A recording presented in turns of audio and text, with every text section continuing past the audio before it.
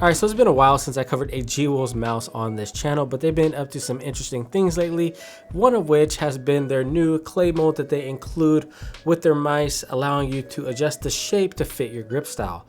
Whether or not that actually works is up for debate, but it's definitely a unique approach that we haven't seen other companies take. In the meantime, G-Wol's has sent me two of their latest mice, the HTX Mini 8K and the HTS Ultra 8K. These are two of their most popular shapes, reimagined, and both weigh in at around 30 grams. So I'll be breaking down the details and letting you guys know, is it as insane as it sounds in use. The HTS Ultra 8K is priced at $120, while the HTX Mini 8K comes in at $160. There's a bit more material on the HTX Mini, but $40 worth price difference. I'm not sure that really justifies it. Still, it's a unique mouse and you're definitely paying for that ultra low weight. In the box, G-Wol's really went all out with the packaging. Inside you'll find a holographic box that moves around as you tilt it. Pretty cool. They've also included a sleek case to protect your mouse, along with a ton of other accessories. Here's what's included: grips, a paracord cable if you prefer a wire connection, an 8K receiver, and an 8K receiver with more of a rigid cable because you're not going to be plugging that into the mouse. Extra dot skates for a smoother glide or faster movement. They've also got regular mouse skates in there, and they've got some spacers so you can adjust the thickness of these dot skates as well, which is pretty cool. They've also got some bottom covers for the mouse, though I personally leave these off. So they have something for everybody, from the newbies up to people who really like to fine tune their mouse with their accessories. Moving on, let's take a look at the design of these mice. Wait, is that a golf ball? Nope, but G-Wol's has added a golf-like coating with hexagonal shapes to help with grip and reduce weight. Personally, I'm not totally sold on the grip. It feels pretty slippery, especially if you've got colder hands.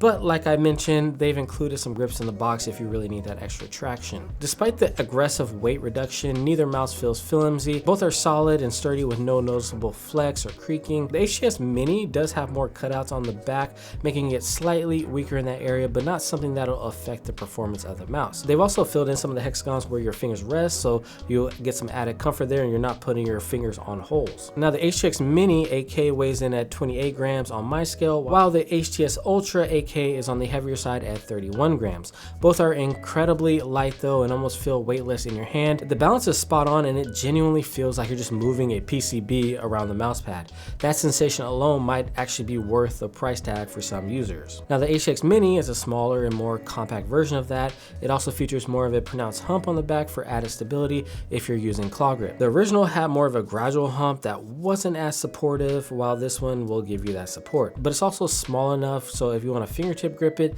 it's going to stay out of your way as well. This is a great option for you hybrid users out there that switch between claw and fingertip grip. For me, it feels incredibly stable and controlled, especially with this low front end design. If you have larger hands though, the HTX Mini might actually be a bit too small for your claw grip, but if you're using fingertip grip, it should work out just fine. The HTS Ultra 8K, on the other hand, is a more traditional claw grip mouse with a prominent hump towards the back. The shape hasn't changed from the original, so if you love the first version, you'll love this one as well. Now the hump on the HTX Ultra reminds me of that older Cooler Master 711, 712 models, very bulbous, giving you that extra control for claw grip. It also has a raised front end like the S2 from Zowie, which offers a good amount of balance for control and stability for flicking and tracking. If you have larger hands, I just go with the HTS Ultra. It's probably a better bet, but it works well for small and medium hands too. Just keep in mind that the HTX Mini might be too small for some of you. Even for me, I have to aggressively claw the HTX Mini to make it feel good in my hand, and my hands are 19 by 8.5 centimeters for a reference. Now normally my preferred shape would be the HTS, but this time around with the HTX Mini, this is my preferred shape because of that low front end and overall smaller design, which gives me more control. They've also added in like that clay molding, like I said, where you just put this on the back of your mouse and make a bigger hump if you want. And this does dry up and become a lot stiffer later on, so it's not going to be molding and, you know, going all crazy all the time. But as you can see, it's kind of getting in the holes on the back of the HTS. So there's kind of like this issue that can happen.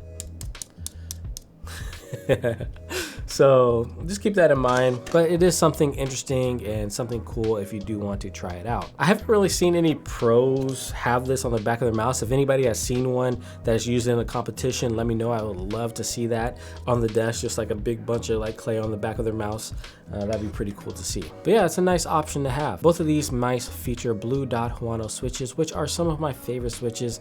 Light, crispy, with a nice cushion bottom out. They feel excellent with the shell on both of these mice. The side buttons on the HTS Ultra are a little inconsistent. The front one is stiffer than the back button, which could use some work. In contrast, the HTX Mini has much better side buttons.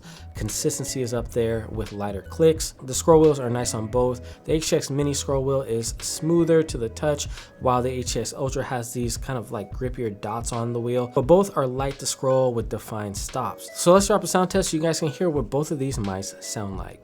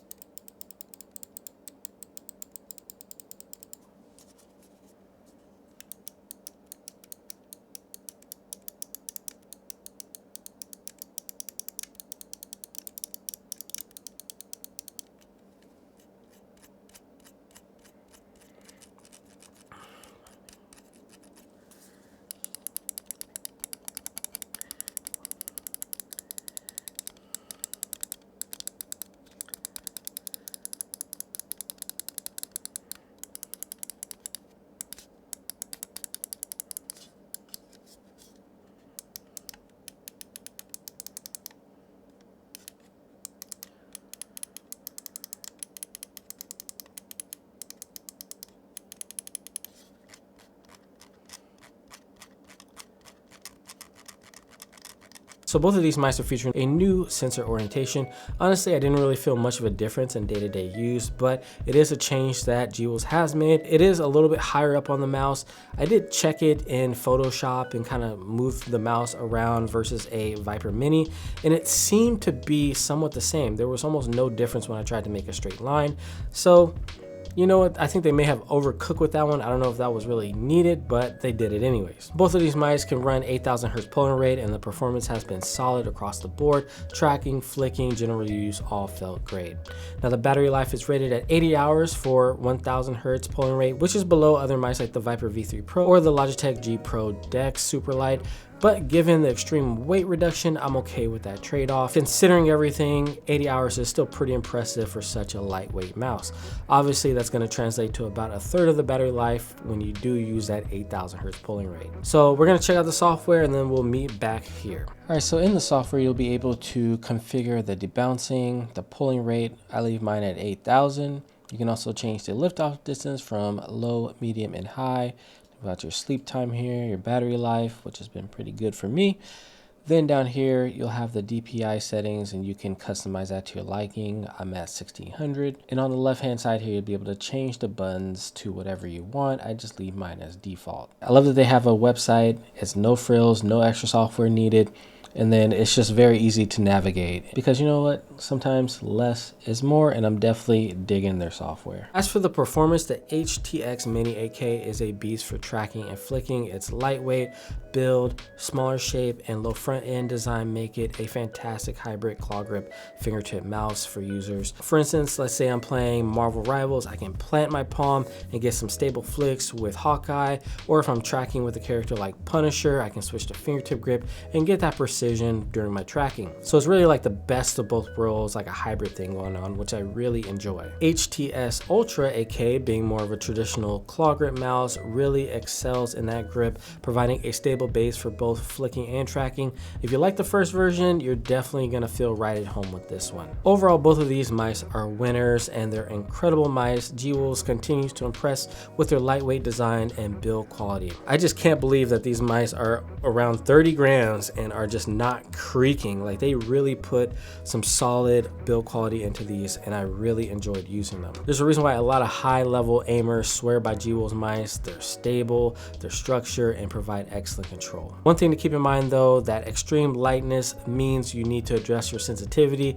The same sensitivity, like I was trying to like go 1 for 1 with my Razer Viper Mini Ultimate, and it just wasn't having it. I had to like decrease my sensitivity by about 30% almost, just to get the same feel. Another tip I have is you can kind of put your fingers near the bottom of the mouse where it kind of slides on the mouse pad to give yourself some control, because these lightweight mice are really hard to control. And as for the golf ball coating, it didn't work for me. Interesting idea, but not quite there yet. The mouse feels super slippery on its own, so I definitely prefer a grippier surface next time. But regardless, you can just put those grips on there if it's not to your liking. But personally, I would just rather the coating feel good right out of the box. So in my opinion, both of these are worth picking up, with my favorite being the HTX Mini, and this one is definitely going to be getting some more playtime for me this year. So if you guys enjoyed this video, I'm going to drop some other relevant content here so you guys can check it out. It has been your boy BT. Don't forget to like, share, comment, and subscribe, and I'll see you in the next one.